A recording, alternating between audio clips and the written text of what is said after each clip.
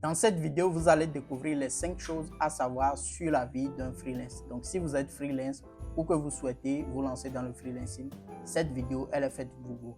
Si vous êtes déjà freelance, vous allez découvrir que vous n'êtes pas le seul à être dans ce cas.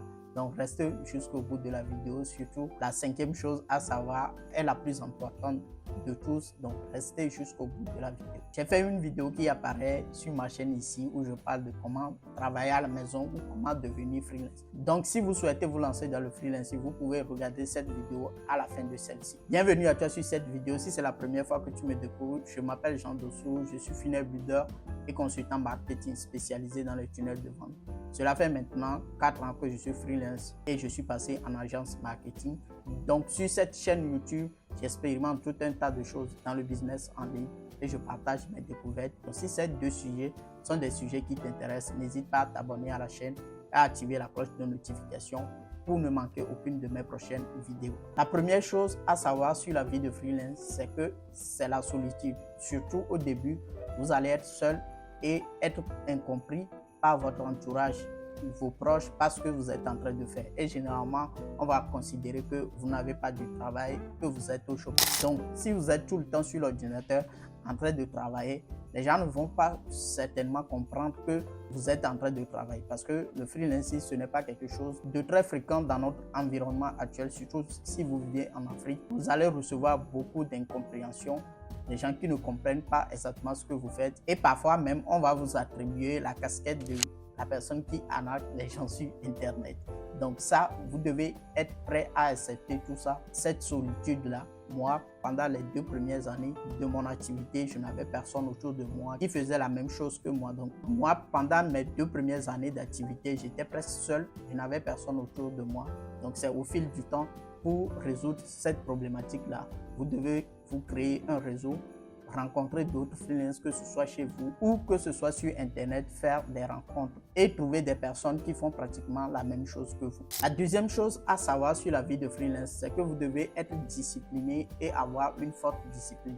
J'ai fait une vidéo qui apparaît quelque part ici sur l'autodiscipline. C'est que si vous êtes salarié, vous savez que vous travaillez pour quelqu'un et que vous devez faire les choses. Donc vous avez des actions à faire, alors que quand vous êtes freelance et que vous vous réveillez, la journée, elle est à vous. C'est à vous d'organiser vos journées en fonction des projets des clients. Ce qui fait que si vous n'êtes pas discipliné, vous allez beaucoup procrastiner, vous allez tourner en rond, vous n'allez pas avancer sur vos objectifs.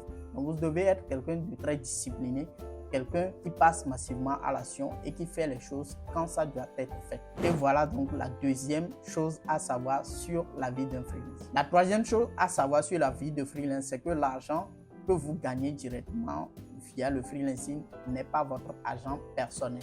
Donc vous devez faire cette différenciation-là entre votre entreprise et vous. Donc, ces choses plus fréquentes et communes dans notre environnement, surtout en Afrique, où on n'a pas forcément besoin de créer une entreprise officielle, c'est-à-dire faire les démarches administratives, créer une SARL ou une SARLU, c'est-à-dire faire les démarches administratives et créer une entreprise avec les formalités administratives avant de nous lancer. Ce qui fait que la plupart des freelances, quand ils signent un contrat à 1 000 €, 2 000 € et que l'argent arrive comme ça, ils considèrent que tout cet argent-là, c'est pour eux. Et moi-même, je faisais cette erreur au début. Donc, l'idée, c'est de savoir que vous, personne physique qui est en train d'effectuer les tâches en freelance, vous êtes différent de la personne morale de votre entreprise. Même si vous êtes le seul à être dans votre entreprise, à effectuer les tâches, à effectuer les missions, vous devez faire cette différenciation-là qui vous permet également de savoir comment gérer vos finances.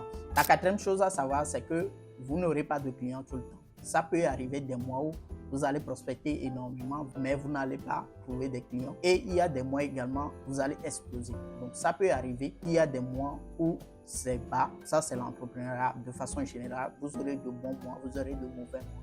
Donc il faut d'ores et déjà accepter ce fait-là que je n'aurai pas toujours les bons mois. Et quand vous n'avez pas de bons mois, vous devez redoubler d'efforts et trouver de nouveaux clients. Donc également, j'en parle dans une vidéo qui apparaît ici, comment devenir freelance funnel builder, où j'explique le process pour éviter cette problématique-là de vous retrouver à chaque fois de vouloir rechercher de nouveaux clients tout le temps. Donc vous pouvez créer des récurrents pour les clients ou bien travailler sur le long terme, avoir des contrats long terme pour éviter d'avoir des vagues, des hauts et des bas tous les mois, mais d'avoir quelque chose qui soit quand même un peu stable. Donc, comme vous n'aurez pas forcément des clients tous les mois, la cinquième chose à savoir, c'est que les 2 compétences que vous devez maîtriser, c'est 1, comment prospecter ou comment trouver des clients, et de 2, comment signer les clients là ou comment les closer.